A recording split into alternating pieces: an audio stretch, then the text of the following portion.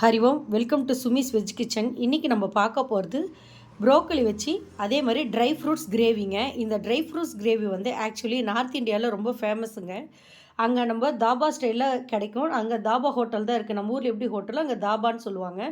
So அந்த ஹோட்டலில் நான் அங்கே கேட்டுட்டு வந்து அதை நான் வீட்டில் ட்ரை பண்ணி சக்ஸஸ் பண்ண ஒரு ரெசிபி தாங்க அது. அதே டேஸ்ட் அப்படியே வரும், ஒன்று கூட மாறாமல் வரும். அதுக்கு தேவையான பொருட்கள் பார்த்தீங்கன்னாக்கா, இஞ்சி பூண்டு நல்ல பொடியாக கட் பண்ணிக்கோங்க. 2 பச்சை மிளகா சும்மா அப்படியே நறுக்கி வச்சுக்கோங்க. ப்ரோக்கலி, க்ரீன் பீஸ், கொஞ்சமாக ரெய்சின், அதுக்கப்புறமா வந்து பாதாம், கொஞ்சமாக கடலை மாவுங்க. இதுதான் அதோட ஸ்பெஷல் ஐட்டமே. அதுக்கப்புறம் வெங்காயம், தக்காளி, குடைமிளகாய். இதுக்கு தேவையான மசாலா பொருட்கள் பார்த்தீங்கன்னாக்கா, உப்பு, காய்ந்த மிளகாய்த்தூள், இது வந்து சீரகத்தூள், கரம் மசாலா, தனியாத்தூள் எல்லாமே. இப்போ மிளகாய்த்தூள் வந்து நான் 1 ஸ்பூன் எடுத்துக்கிட்டேனாக்கா, தனியாத்தூள் 1 ஸ்பூனு, சீரகத்தூள் 1 ஸ்பூனு, கொஞ்சமாக கரம் மசாலா, உப்பு அதுக்கு தேவையான அளவு. தாளிக்கிறதுக்கு பார்த்தீங்கன்னாக்கா, இப்போ எண்ணெய் ஊற்றி வச்சுருக்கேன் நான். இதில் பாருங்கள், ஒரே ஒரு 2 கிராம்பு, ஒரு ஏலக்காய், ஒரு சீரகம் கொஞ்சம், இது அப்படியே நம்ம போட்டுடலாங்க. இதை போட்டுட்டு இப்போ நம்ம கலக்கலாம். பாருங்கள், இப்போ நல்லா வறுபட்டுருச்சு. இதில் நான் என்ன பண்ண போகிறேன்னா, இப்போ ப்ரோக்கலி இருக்குது இல்லைங்களா, இந்த ப்ரோக்கலியை கொஞ்சமாக வதக்கி எடுத்துக்கலாங்க. அதிலே வெந்துடும். நம்ம என்ன பண்ண போகிறோன்னா, கொஞ்சமாக இப்போ வதக்கிக்கலாம். அதிலேயே நான் என்ன பண்ண போகிறேன்னா, குடமிளகா இருக்குது இல்லைங்களா, இந்த குடமிளகா இதையும் வறுத்து எடுத்து வச்சுக்கலாங்க.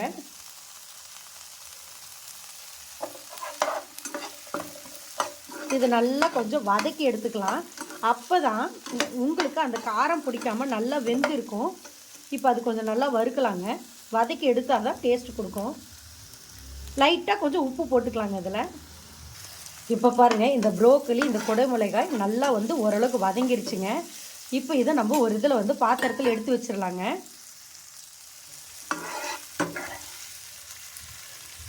இந்த பாத்திரத்தில் எடுத்து வைக்கலாம். அடுத்தது என்ன செய்ய போகிறோன்னா, இப்போ பாருங்கள், பாதாம் இருக்குது இல்லைங்களா, பாதாம், ரெய்சின், இதையும் போட்டு நம்ம வறுத்து எடுத்துக்கலாங்க. அதுவும் கொஞ்சம் வறுக்கலாம். இப்போ பாருங்க, நல்லா பாதாம்லாம் வறுபட்டுருச்சு. இப்போ இதையும் நம்ம இதே பாத்திரத்துலேயே நம்ம போட்டு வச்சுக்கலாங்க.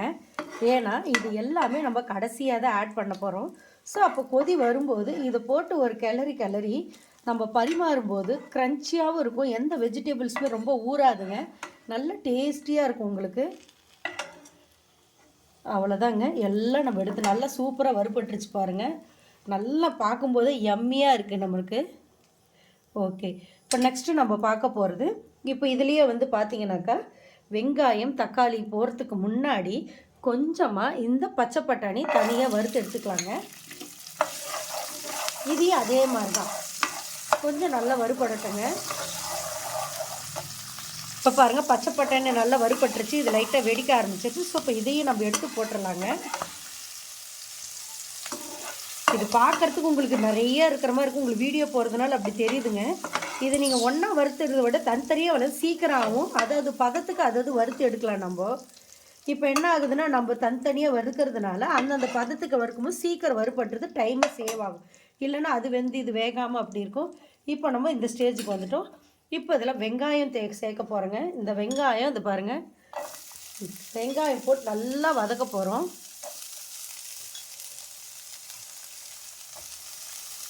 இப்போ வெங்காயம் நல்லா வதக்கட்டுங்க. ஒரு 5 மினிட்ஸ் நல்லா வதங்கட்டுங்க.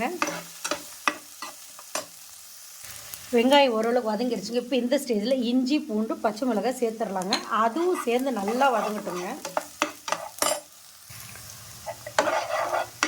நெக்ஸ்ட்டு பார்த்தீங்கன்னா, இதில் நம்ம இருக்கிற மசாலா இருக்குது இல்லைங்களா, எல்லாமே இதில் ஆட் பண்ணிடலாங்க. நிறைய பேர் தக்காளி போடும்போது ஆட் பண்ணுவாங்க. தக்காளி போடும்போது ஆட் பண்ணிங்கன்னா என்ன ஆகுன்னா, இது போட்டுட்டு 2 வதக்கிட்டு அப்புறம் நீங்கள் தக்காளி போட்டிங்கன்னா அந்த மசாலாவில் இருக்கிற பச்சை வாசனை போயிடுங்க. இல்லைன்னா தக்காளி போட்டுட்டு நீங்கள் செஞ்சிங்கன்னா கொஞ்சம் வதங்கிறதுக்கு லேட் ஆகும். இப்போ இந்த ஸ்டேஜில் வாசனை வரும்போது கொஞ்சம் வதங்கின உடனே இப்போ நம்ம தக்காளி சேர்த்தோம்னா அந்த பச்சை வாசனையே இருக்காதுங்க. இல்லைன்னா அது ரொம்ப லேட்டாகி நிறைய எண்ணெய் குடிக்கும். அப்போ தக்காளி மெல்ட் ஆகி அது ஆகிறதுக்கு எண்ணெய் லேட் ஆகும்.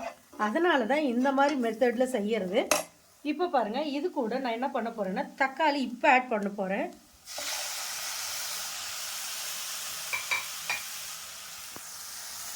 பாருங்கள். இப்போ தக்காளி நல்லா வதங்கட்டுங்க.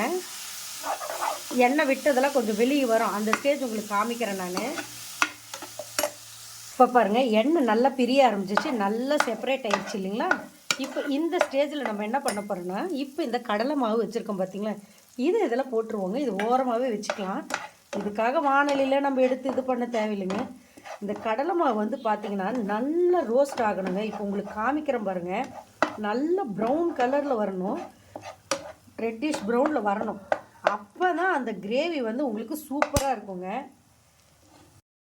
இப்போ பாருங்கள், இது நல்லா வதங்குது. உங்களுக்கு கலர் மாறும் பாருங்கள்.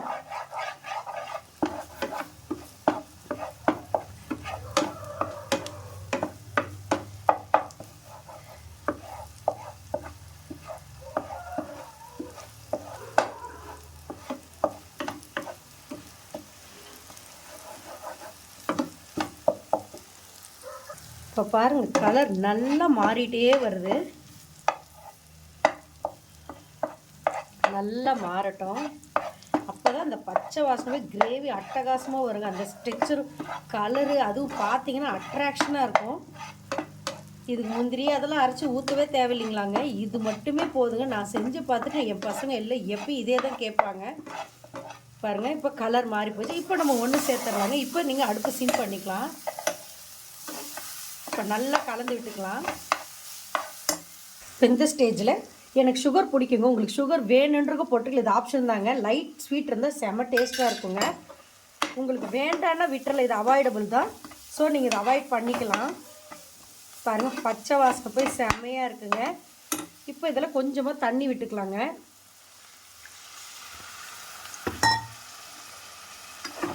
இப்போ நல்லா கொதிக்கட்டுங்க. இப்போ பாருங்கள், நல்லா கொதிக்க ஆரம்பிச்சிருச்சு. இப்போ இந்த ஸ்டேஜில் நம்ம வதக்கி வச்சுருக்கோம் இல்லைங்களா, எல்லாமே போட்டுடலாங்க. நல்ல கிளறுங்க. சூப்பராக இருக்குங்க. இது ரொம்ப டேஸ்ட்டாக இருக்கும். உங்களுக்கு இது சொன்னால் புரியாது. இது செஞ்சு சாப்பிட்டு பாருங்கள், ரொம்ப நல்லாயிருக்கும். சில பேருக்கு இந்த டேஸ்ட்டு பிடிக்கலனாக்கா நீங்கள் இது செய்ய வேண்டாங்க, அது ஒன்றும் ப்ராப்ளம் இல்லை. ஆனால் நிறைய பேர் என்னோடய ஃப்ரெண்ட்ஸுங்கள்லாம் இதை சாப்பிட்டுட்டு ரொம்ப நல்லா இருக்குன்னு சொல்லியிருக்காங்க. ஸோ தேவையில்லாத கமெண்ட்ஸ் போடுறது தயவுசெய்து போடாதீங்க. உங்களுக்கு பிடிச்சா செய்யுங்க, இல்லைன்னா விட்டுருங்க. இதை பாருங்கள், இந்த கிரேவி வந்து இப்போ நல்லா கொதிச்சிருச்சுங்க. இதை பாருங்கள், சுவையான ப்ரோக்கலி ட்ரை ஃப்ரூட்ஸ் கிரேவி தயாராகிடுச்சுங்க. இதே மாதிரி செஞ்சு பாருங்கள். உங்களை நான் வேறொரு டிஷ்ஷில் சந்திக்கிறேங்க. அது வரைக்கும் உங்களிடமிருந்து விடைபெறுவது உங்கள் சுமித்ரா சுரேஷ் பாபு. நன்றி, வணக்கம்.